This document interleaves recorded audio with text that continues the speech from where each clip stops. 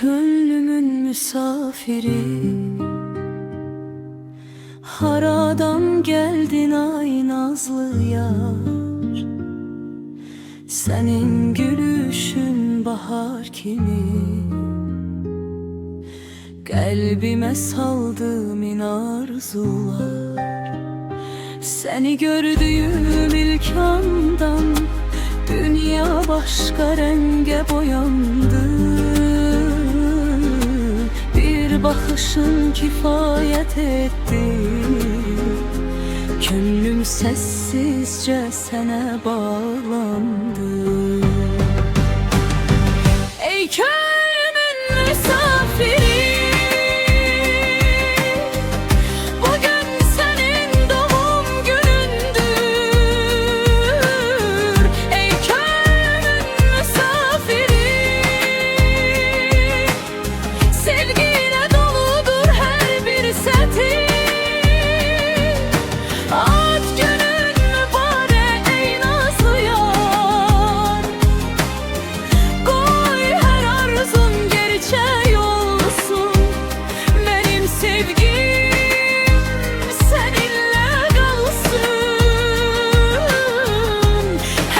seninle kalsın.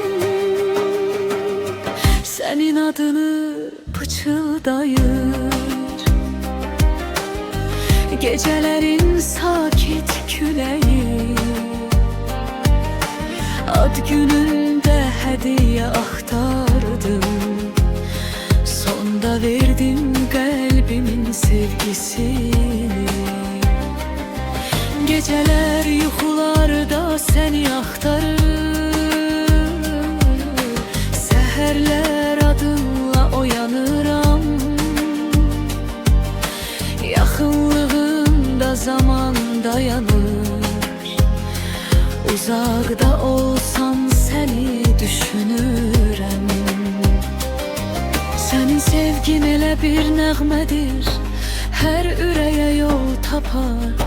Gəncdən qocaya qədər hər kəsi məhəbbətə salar. Ay əzizim, ay könül sirrim, sevgimdən xəbərdar olma. Yoxsa bu gözəl doğum günündə qəlbimi sənə tam bağlayaram. Səni gördüyüm ilk andan dünya başqa rəngə boyandı. Bir baxışın kifayət etdi, könlüm səssizcə sənə bağlandı. Ey könlümün misafiri, bugün senin doğum günündür. Məni sənə aparan yol bir baxışdan bahsunlanır. Adın düştü dilime, kalbimde ışık uyandı. Ey nazlı yar,